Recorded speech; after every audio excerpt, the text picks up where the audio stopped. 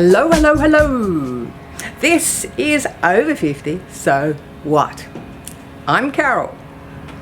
Today we kick off with Alan Stevens, international profiling specialist, and he's going to tell us all about the Campfire Project, a safe platform for men and women to connect and to discuss a diverse range of topics.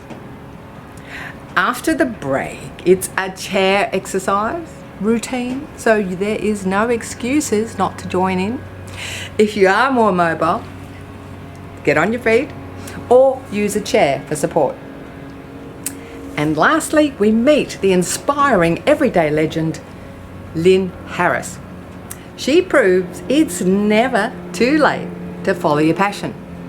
She took up car racing later in life.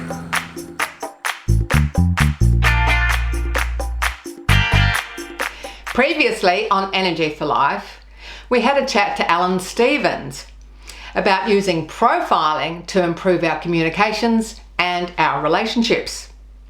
Today we're going to chat to Alan about his other passion, the Campfire Project. The Campfire Project he started 3 years ago to provide a safe platform for men and women to discuss a variety of topics. He's had all ages from 9 to 99 come and have a chat with him at the campfire. Hi Alan, welcome back to Over 50 So What? We had a big chat to you last time about profiling and improving our relationships with our workmates and children and grandchildren and partners. But today we're going to talk about your Campfire Project, your other major passion. And thank you for putting on this great visual behind yourself. I hope you got a nice toasty warm back there. Round and warm the hands. So how did you start this Campfire Project 3 years ago? Originally because of all the profiling work I was doing, and especially talking to men in business, I was asking them some of the issues, and a lot of them were using the word confusion. And I said, well, confused about what? And they said, well, in the workplace, we've got all these gender issues and everything else, the way we used to be able to speak. Now we're on tender hooks. We've got to be very careful about that. And that was causing a lot of frustration for some of them. Others were saying that in the house, their job was, they thought, was always to provide. Now they're out providing, they're focusing on the business and bringing money back, but they're now being pointed out to them that they've been physically absent or they're emotionally absent from the home. And so they were confused and said, we can't be in two places at once. And I realised that if men get frustrated, frustration can move on to violence. And the only way to help men was to provide a safe place for them, somewhere where they could come and sit, tell their story and just have somebody listen to them. No judgments, no counselling or anything else, just to have a pair of ears, listen, so they felt that somebody actually heard them for a change. And I wanted the women to be able to hear how men could speak when men felt safe to do so. But I wanted the men to know that women were there and they could know that women were listening to them.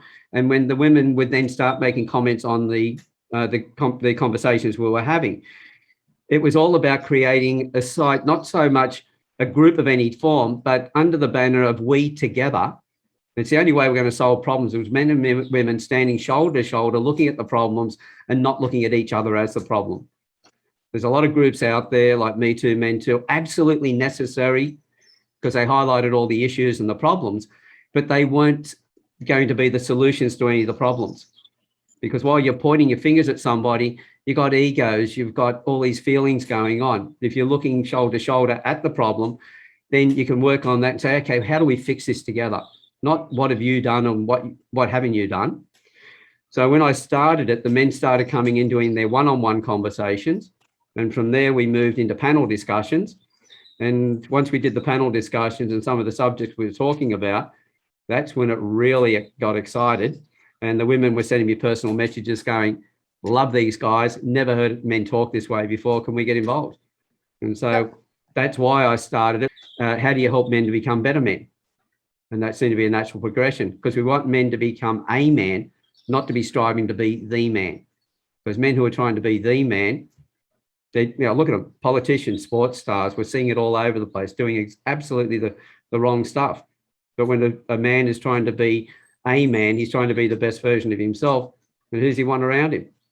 men and women who are doing the same thing. What's the process? Do people have a one-on-one with you alone around the campfire and then they come to a group discussion? How does it work? Anybody can join the group. There's only 2 questions we ask, and both questions are the same question but differently worded.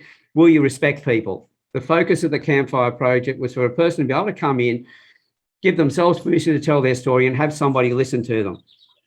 Job done at that point. If they say, yeah, I love that, you share it with everybody, that's a bonus. Everybody else then gets to hear their story and realise, hey, I've got a story too. Or that's something like I'm going through at the moment. So from the one-on-ones, then into the panel discussions. And as I said, we've talked about some very interesting conversations. Would you like to share some of the topics that you cover in the panel? First one's with the men, because it was all about men's issues with men I was talking to. Masculinity, femininity, pornography, drugs, alcohol, all the addictions and things like that. But then when we brought the women into the group, well, of course, men need to understand their partners. They need to understand their daughters as they're growing up. So menstruation, menopause, we've talked about those. We've even covered, does size matter in the bedroom? And yes, we were talking about penis size. And by the way, if anybody wants to know the answer to that, come into the Campfire Project and have a listen to the audio in there, or the video in there. And as far as the group goes, by the way, I don't care about religion. I don't care about your culture. I don't care about your gender or anything else. It's a quality of your heart. If you're respectful, there's a place there for you. We've interviewed people of all different backgrounds, men who have transitioned to females transitioned to males. Oldest person I've interviewed is 99 years old. The youngest person to actually conduct an interview and get his own questions and put it all together, an hour-long interview with his father, he was 9 years old.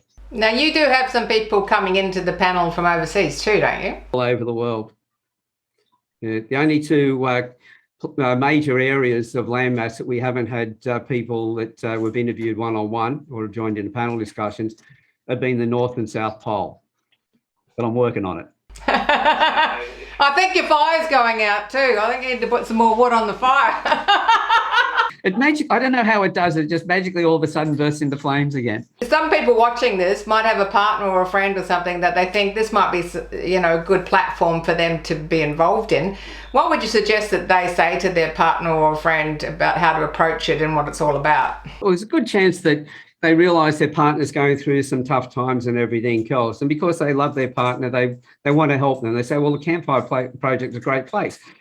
But be careful with that, because the person can take it from the point of view that, I can't look after myself. You're telling me what I need to do. So I always say, lead by example. If you've heard about the Campfire Project and you think that, well, it might help your partner, first of all, come and join it yourself. Have a listen to some of the one-on-ones and some of the panel discussions, and then go to your partner and say, listen, I've been listening. This is great. Have a listen to this.